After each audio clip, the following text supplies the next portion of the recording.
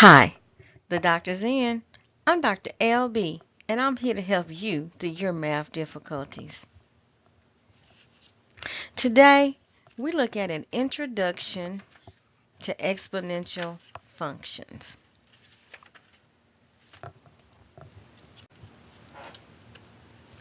The exponential function f with base b is given by f of x equals b to the x,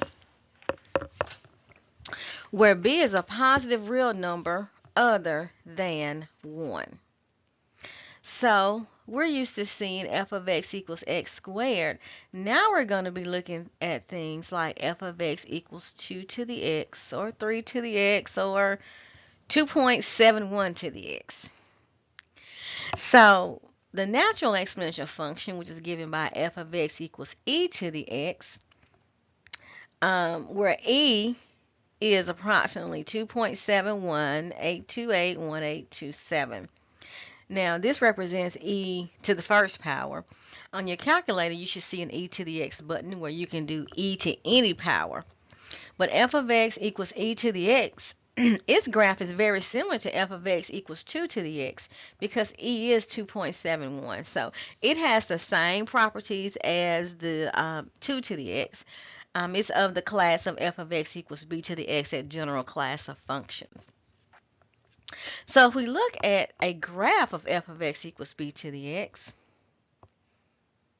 here we have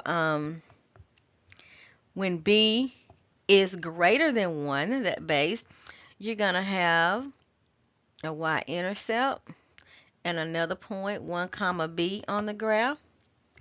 You're going to have a horizontal asymptote being the x-axis. Here, when b is between 0 and 1, again, you have a y-intercept of 0, comma 1, and you have the point 1, comma b as well.